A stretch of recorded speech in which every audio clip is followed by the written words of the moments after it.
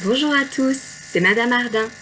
Dans la classe de mathématiques de ce matin, nous continuerons à travailler sur la multiplication, mais aussi sur le billard et sur le nombre juste. C'est parti! Viens apprendre avec moi aujourd'hui. Viens apprendre avec moi aujourd'hui ce que tu auras besoin pour demain.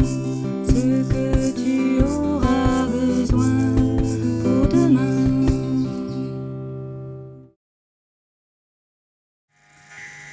Nous commençons avec notre monnaie. La somme à faire est 73 €.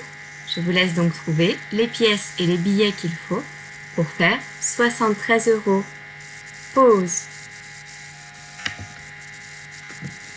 Pour faire 73 €, nous aurons besoin du billet de 50 et d'un billet de 20. Je rappelle que 5 plus 2, ça fait 7.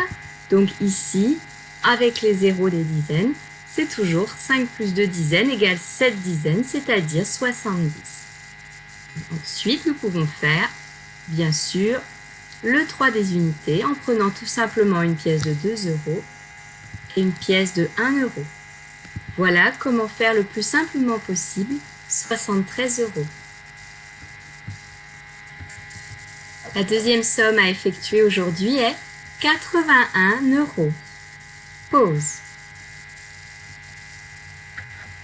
Pour faire 81 €, je vais de nouveau utiliser un billet de 50 €, un billet de 20 €, j'ai donc 7 dizaines, et il faut que j'ajoute encore une dizaine, c'est-à-dire un billet de 10 €, et là j'ai 8 dizaines, j'ai 80. Et bien sûr, pour faire 81, il suffira d'y ajouter une pièce de 1 €. Voici comment faire 81 € en utilisant le moins de pièces et de billets possibles. Nous continuons avec l'exercice du billard que vous commencez à bien connaître maintenant. Dans cet exercice d'aujourd'hui, je dois faire le nombre 15 et il y a au moins 3 possibilités. Je vous laisse y réfléchir, le faire même sur votre fichier et quand vous avez les 3 réponses, vous remettez la vidéo en route. Pause. Pour faire le nombre 15, je peux tout simplement additionner 7 et 8. C'est une première possibilité. Je peux aussi faire 6 plus 9. Voici une deuxième possibilité. Pour la dernière, il faudra utiliser au moins 3 boules. Donc il y avait plusieurs choix. J'ai fait le choix d'en prendre 4. Je vais faire 4 et 5, 9. Je rajoute 2, je suis à 11. Et je vais ajouter 4 pour avoir 15. Voilà une troisième possibilité. Peut-être en avez-vous trouvé d'autres plus originales avec 3 boules ou 4 boules. C'est tout à fait possible. Du moment que ça fasse la somme 15 à chaque fois, eh bien c'est une bonne réponse. Nous allons également faire ce matin quelques révisions sur la multiplication. Comme vous le voyez ici, j'ai des paquets d'objets, de plusieurs objets, qui correspondent à des multiplications. Nous allons donc relier ce qui correspond à chaque fois. Je vais faire l'exemple pour le premier. Je vois que ce sont des cerises. Il y a 3 cerises à chaque fois. Regardez bien, il y en a une petite cachée derrière les 2 autres. Il y a donc 3 cerises et je vois que c'est des paquets, il y en a 3. Donc j'ai 3 paquets de 3. Je dois chercher la multiplication 3 fois 3. La voici, je vais donc relier avec 3 fois 3. Je vous laisse chercher la prochaine, les petits pains. Pause. Je vois que ce sont également des paquets de 3, mais qu'il n'y en a que 2. L'opération que je cherche est donc 2 fois 3. On cherche les os. Pause. Il y en a 5 dans un paquet et il y a 3 paquets. Ça fait 3 fois 5. Les punaises. Pause. J'ai 2 paquets et dans chaque paquet il y en a 6, ce qui me fait 2 fois 6. Et pour finir, les yaourts. Normalement c'est celui qui reste, mais je vous conseille de vérifier. Pause. Ce sont des paquets de 3 et il y en a 4. Ça correspond donc bien à l'opération 4 fois 3. Voilà comment on remettait ensemble une multiplication avec le dessin qui lui correspond. Je continue toujours sur la multiplication. Nous allons transformer les additions réitérées en multiplication. Vous allez voir, ce n'est pas si compliqué que ça n'y paraît. Donc ici j'ai 4 plus 4 plus 4 plus 4. Je peux imaginer dans ma tête que j'ai 4 paquets de 4 quelque chose. Donc ça correspondra à la multiplication 4 multiplié par 4. Regardez bien, j'ai 4 fois le nombre 4 écrit dans mon addition. C'est à vous? 6 plus 6 plus 6.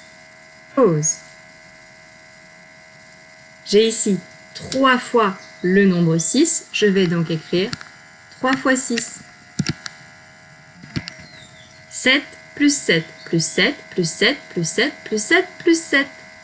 Pause. J'ai ici 7 fois le nombre 7. Cela fera donc 7 fois 7. 5 plus 5 plus 5 plus 5. Pause. J'ai 4 fois le nombre 5. Cela fera donc 4 fois 5. 3 plus 3 plus 3 plus 3 plus 3 plus 3 plus 3 plus 3. Pause. Si vous comptez bien, on a 8 fois le nombre 3. 8 fois 3. 10 plus 10 plus 10 plus 10 plus 10. Pause. J'ai ici 5 fois le nombre 10. 5 fois 10. Et pour finir, 9 plus 9 plus 9 plus 9 plus 9. Pause. Eh bien, j'ai de nouveau 5 fois, et c'est 5 fois le nombre 9, ce qui fait donc 5 fois 9. Voilà comment retrouver des multiplications à partir des additions réitérées. Pour finir sur la multiplication aujourd'hui, je voudrais que nous reprenions ce que nous avons vu hier au sujet de la table de 0. Que se passe-t-il quand, comme ici, je multiplie un nombre par 0 comme 3 fois 0? Pause. La réponse à donner était « Cela fait toujours 0 ». Quand je multiplie un nombre par 0, cela fait 0. Où est-ce qu'on pouvait se tromper? En me disant que cela faisait 3. Si vous me dites que 3 fois 0 fait 3, ça veut dire que vous avez confondu avec l'addition. 3 plus 0 fait 3. Mais 3 fois 0 fait toujours 0. Je rappelle que c'est comme si j'avais des paquets vides. J'ai 3 paquets vides. J'aurai toujours rien à la fin dans mon résultat. De la même façon, pouvez-vous trouver combien font 5 fois 0? Pause. Bien, 5 fois 0, si vous avez bien écouté, ça fera toujours 0. J'ai toujours que des paquets vides. Qu'en est-il de 7 fois 0? Pause. Bien, 7 fois 0 aussi, ça fait toujours 0. On finit cette partie d'exercice avec 9 fois 0. Pause. Cela devient une évidence. 9 fois 0, cela fait 0. J'aimerais maintenant vous parler un petit peu de la table de 1. La table de 1, que se passe-t-il quand je multiplie par 1?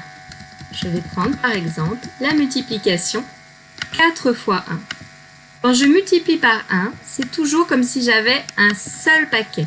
Ici, c'est un seul paquet de 4. Donc, quand j'ai un seul paquet de 4, j'ai 4 objets.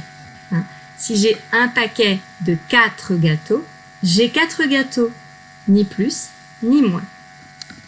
Si j'ai un paquet de 6 gâteaux, combien est-ce que j'ai de gâteaux? Un paquet de 6 gâteaux. Pause. Et oui, j'aurai tout simplement 6 gâteaux. Donc, multiplier par 1, c'est reprendre en fait le premier nombre, celui que j'ai multiplié par 1, et le réécrire, tout simplement. Donc, de la même façon, je vais vous demander 8 fois 1. 8 fois 1, combien cela fait-il? Pause. Si l'on a bien suivi et qu'on commence à comprendre, on verra que 8 fois 1 égale 8. Allez, on finit avec 10 fois 1. Pause. 10 fois 1, cela fait 10. Donc en fait, multiplier par 1, ça correspond à additionner 0 dans les additions. Si je fais 4 plus 0, j'aurai 4. Si je fais 4 fois 1, j'ai 4.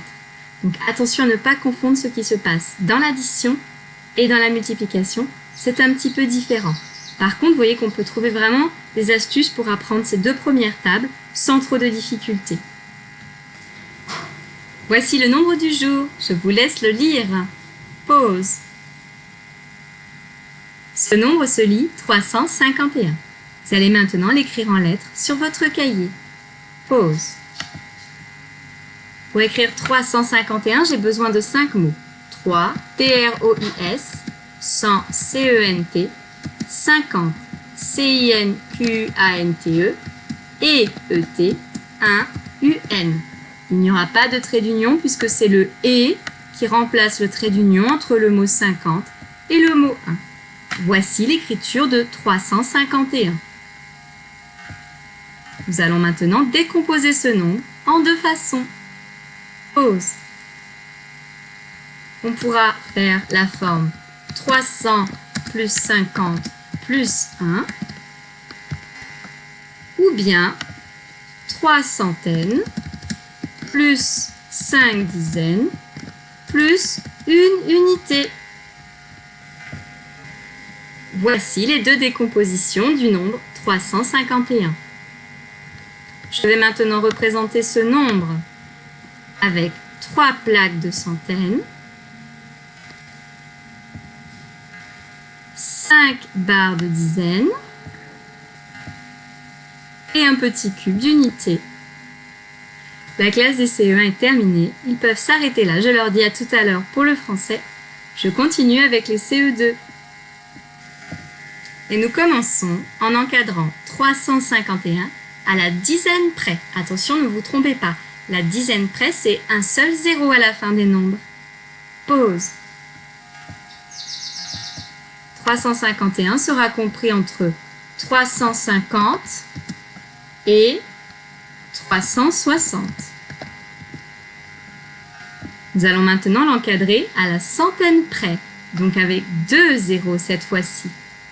Pause. Le nombre sera compris entre 300 et 400.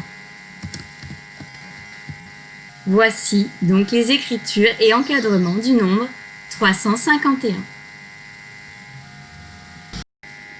Voici le dernier exercice de mathématiques pour aujourd'hui, le nombre juste. Normalement, vous avez dû le faire hier dans vos devoirs. C'est l'exercice 3 du nombre juste. Nous allons donc en faire une sorte de correction ensemble. Si vous ne l'avez pas fait, faites-le avant d'avoir la correction, sinon ça n'est pas intéressant. Il faut vraiment avoir fait la recherche pour comprendre ensuite les réponses qui vont être données. Et c'est cette recherche aussi qui va vous permettre de progresser, de trouver de plus en plus facilement le nombre juste. Et ça fait réviser toutes les notions de calcul mental, c'est vraiment important. Je vous rappelle la règle. Nous avons un nombre, aujourd'hui c'est le nombre 17. Et avec les nombres qui sont en dessous, et en utilisant toutes les opérations qu'on connaît, on essaye d'atteindre 17 d'une façon ou d'une autre. Donc aujourd'hui, j'ai trouvé deux solutions pour 17, donc essayez d'en trouver au moins une des deux. Il y en a une qui est plus facile que l'autre. Une n'utilise qu'un seul signe d'opération, mais il faudra quand même 3 nombres. Et la deuxième va utiliser 2 opérations différentes avec un nombre supplémentaire. Donc, à vous de voir laquelle est la plus évidente pour vous. Vous prenez bien le temps de chercher et on se retrouve pour la correction juste après. Pause. Donc, comme je vais vous proposer 2 solutions, j'ai coupé mon tableau en 2. La première solution n'utilise que l'addition. Parmi les nombres qui sont ici, je peux en utiliser 3, les additionner pour obtenir le nombre 17. Il s'agit de prendre 8 plus 4 plus 5. Tout simplement, si vous additionnez ces 3 nombres-là, vous allez atteindre 17. Je poursuis avec la deuxième solution. Dans la deuxième solution, je vais d'abord additionner 3 nombres qui vont faire un nombre plus grand que 17. Je vais additionner 10 plus 8 plus 4. Cela fait 22. Mais je ne dois pas avoir peur de dépasser mon nombre juste, parce que je peux aussi soustraire. Et c'est ce que je vais faire. Attention, pour soustraire, je vais devoir écrire une deuxième opération. Donc je vais reprendre 22 qui était le résultat de ma première opération et je vais soustraire 5. Et je retombe sur le nombre 17. Voilà donc une deuxième possibilité pour atteindre le nombre juste. C'est tout pour les mathématiques aujourd'hui. Je vous dis à tout à l'heure. À bientôt.